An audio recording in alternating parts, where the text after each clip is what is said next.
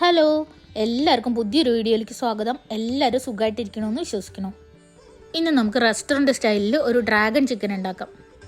നമ്മൾ വീട്ടിൽ വെച്ചിട്ട് ഒരു ബർത്ത്ഡേ ഫംഗ്ഷനോ അല്ലെങ്കിൽ ഒരു വെഡ്ഡിങ് ആനിവേഴ്സറി ഫംഗ്ഷനോ പോലുള്ള ചെറിയ ചെറിയ ഫംഗ്ഷൻസൊക്കെ നടത്തുമ്പോൾ ഒരു സ്റ്റാർട്ടറായിട്ട് ഉണ്ടാക്കാൻ പറ്റുന്ന ഒരു അടിപൊളി ഡിഷാണിത്. ചിക്കൻ ഇഷ്ടപ്പെടുന്ന എല്ലാവർക്കും ഈ ഡിഷ് ഇഷ്ടപ്പെടും.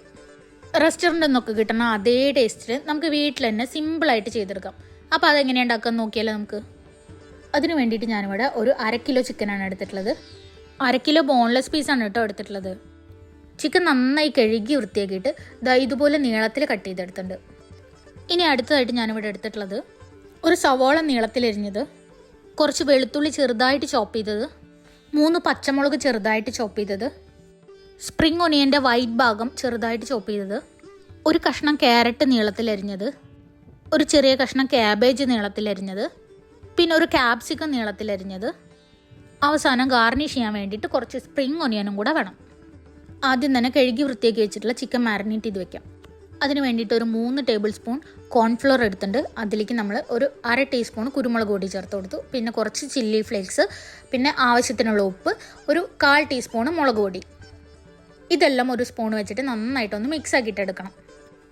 ഇനി ഇതിലേക്ക് ആവശ്യത്തിനുള്ള വെള്ളം ഒഴിച്ചിട്ട് നമുക്ക് ഒരു പേസ്റ്റ് പരുവത്തിലാക്കിയിട്ട് എടുക്കാം.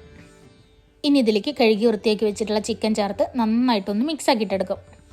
ഈ മസാല എല്ലാം ചിക്കൻ്റെ എല്ലാ ഭാഗങ്ങളിലും ആവണ പോലെ നന്നായിട്ട് മിക്സ് ആക്കിയിട്ടെടുക്കണം. ഇനി ഒരു 10 മിനിറ്റ് റെസ്റ്റ് ചെയ്യാൻ വയ്ക്കാം.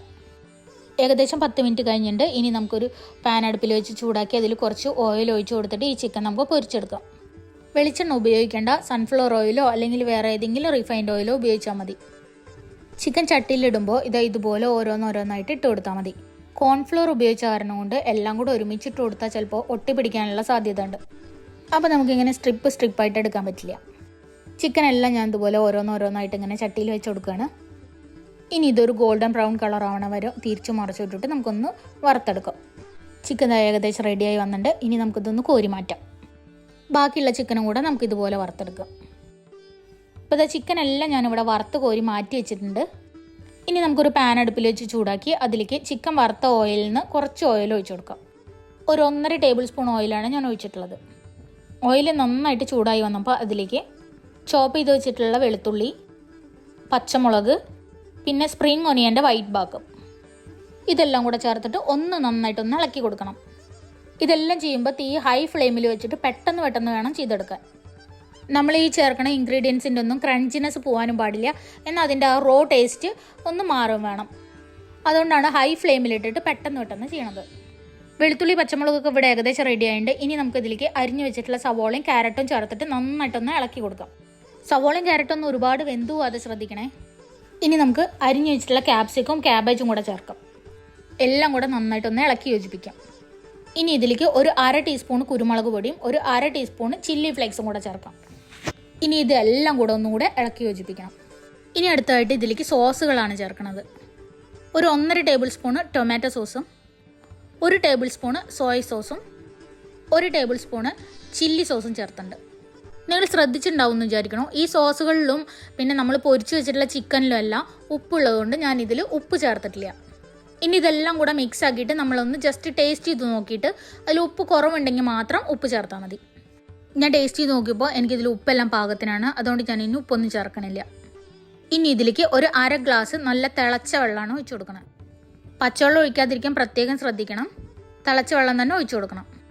ഇനി ഇതെല്ലാം കൂടെ നന്നായിട്ട് മിക്സ് ആക്കിയിട്ട് ഒരു ഗ്രേവി പോലെ ആക്കിയിട്ടെടുക്കാം. ഇപ്പം നമ്മുടെ മിക്സ് ഇവിടെ റെഡി ആയിട്ടുണ്ട്. ഇനി ഇതിലേക്ക് നമുക്ക് വറുത്ത് വെച്ചിട്ടുള്ള ചിക്കൻ ചേർക്കാം. ഈ സോസുകളും ഈ മസാലയുടെ ഈ ടേസ്റ്റും ഒക്കെ ഒന്ന് ചിക്കനിലേക്ക് പിടിക്കാൻ വേണ്ടിയിട്ടാണ് നമ്മൾ ഒരു 1/2 ഗ്ലാസ് ചൂടുവെള്ളം ഒഴിച്ചത്. ഈ മിക്സിൽ കിടന്നിട്ട് ചിക്കൻ്റെ ആ ഡ്രൈ ടെക്സ്ചറൊക്കെ ഒന്ന് മാറി ഒന്ന് സോഫ്റ്റായിട്ട് വരും. ഇപ്പോൾ നമ്മുടെ ചിക്കൻ ഇവിടെ ഏകദേശം റെഡി ആയിട്ടുണ്ട്.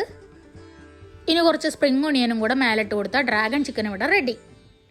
നമ്മൾ റെസ്റ്റോറൻറ്റിലൊക്കെ പോയിട്ട് ഒരുപാട് പൈസ കൊടുത്ത് മേടിക്കണം ഇതുപോലുള്ള ഡിഷൊക്കെ നമുക്ക് സിമ്പിളായിട്ട് വീട്ടിൽ തന്നെ ഉണ്ടാക്കിയിട്ടെടുക്കാം. കുട്ടികൾക്കൊക്കെ ഒരുപാട് ഇഷ്ടമാവുകയും ചെയ്യും. അപ്പോൾ എല്ലാവരും ട്രൈ ചെയ്ത് നോക്കിയിട്ട് അഭിപ്രായം പറയണം കേട്ടോ. വീഡിയോ ഇഷ്ടപ്പെടുകയാണെങ്കിൽ ലൈക്ക് ചെയ്യാനും ഷെയർ ചെയ്യാനും കമൻറ്റ് ചെയ്യാനും മറക്കരുത്. അപ്പോൾ ഇനി പുതിയൊരു വീഡിയോയിൽ വീണ്ടും കാണുന്നവരെ ബൈ.